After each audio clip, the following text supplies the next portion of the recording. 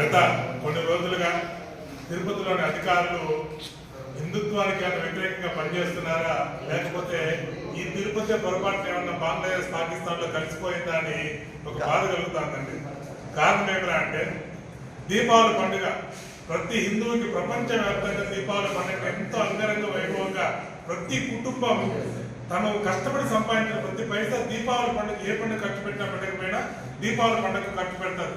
అలాంటి దీపావళి పండుగ పైన మన తిరుపతి ఆర్డీఓ గారు ఎర్రకట్టు వేశారా, లేకపోతే ఆర్డీఓ గారికి ఏమన్నా హిందువులు అంటే పడదా, లేకపోతే ఆర్డీఓ గారి ఏమన్నా భారతదేశం కాదు పాకిస్తాన్ అనుకుంటారో తెలియట్లేదు. కానీ తను ఇచ్చినటువంటి ఆర్డర్, ఈరోజు ఆర్డీఓ గారు ఇచ్చినటువంటి ఆర్డర్, టపాసులు కేవలం 3 రోజులు మాత్రమే అమ్మాలి.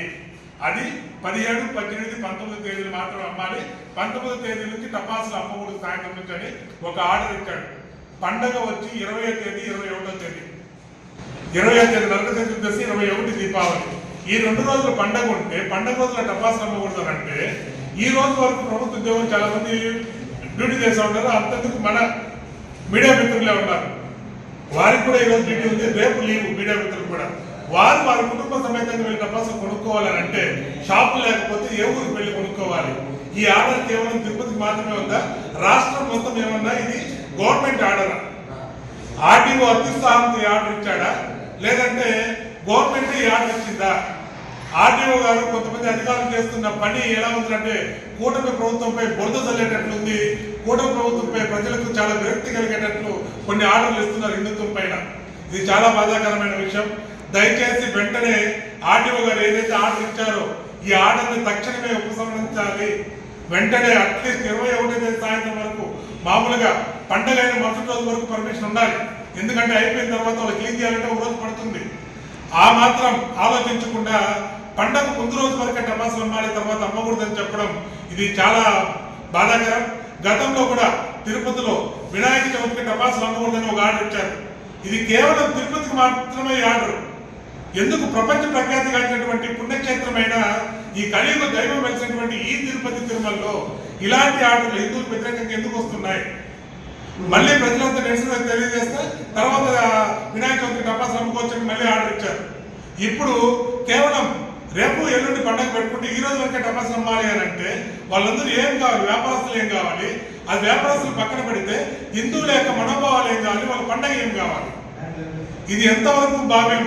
దయచేసి నేను వేడుకుంటున్న ప్రభుత్వాన్ని, గౌరవ ముఖ్యమంత్రి నారా చంద్రబాబు నాయుడు గారిని, అలాగే ఉప ముఖ్యమంత్రి కొణిదెల పవన్ కళ్యాణ్ గారిని, అలాగే యువ నాయకుడు లోకేష్ గారిని, అయ్యా మీ దృష్టి దాకా వస్తున్నాయో లేదో తెలియదు, కానీ వీళ్ళు తీసుకుంటున్నటువంటి నిర్ణయాలు ప్రభుత్వంపై వ్యతిరేకత తీవ్రంగా వస్తుంది. దయచేసి హిందువుల మీద ఈ విధంగా తీసుకుంటున్నటువంటి ఈ చర్యల్ని మీరు ఖండించకపోతే తీవ్ర స్థాయిలో హిందువుల నుంచి వ్యతిరేకత వస్తుందని నేను వేడుకుంటున్నా. ఇది చాలా బాధాకరమైన సంఘటన. ఇది దయచేసి ఇంకనైనా ఇలాంటి చెత్త ఆర్డర్లు ఇవ్వకుండా అధికారులకు సూచనలు ఇవ్వాలని మరి ఒక్కసారి తెలియజేస్తున్నా. ఆర్డీఓ గారు మరి పునరాలోచించాలి. కలెక్టర్ వెంకటేశ్వర్లు గారు దీనిపైన తక్షణమే యాక్షన్ తీసుకోవాలి.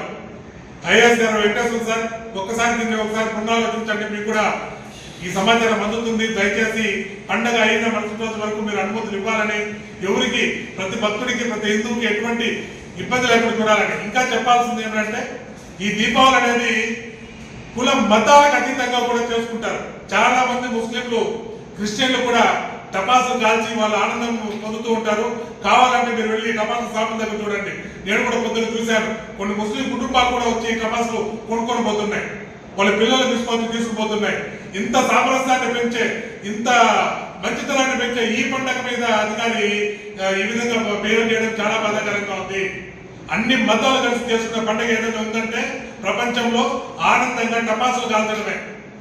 ఈ పండుగ మీద ఈ విధంగా ఉక్కుపాదంలో కూడా అధికారి గారు ఇది కాదు, గతంలో కూడా గుళ్ళు విషయంలో కూడా చాలా ఆర్డర్లు ఇదే విధంగా ఇచ్చారు మన ఆర్డీఓ గారు. ఒకసారి పునరాలోచించాలి ప్రభుత్వం కూడా.